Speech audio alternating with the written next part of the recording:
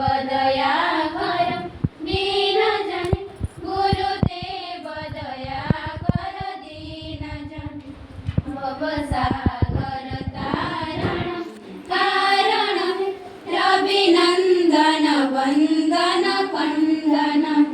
भवसागर तारण कारण रविनंदन वंदन खंडन शरणागत किंकर दीन गुरुदेव दया कर दीन जन गुरुदेव दया कर दीन जन गुरुदेव दया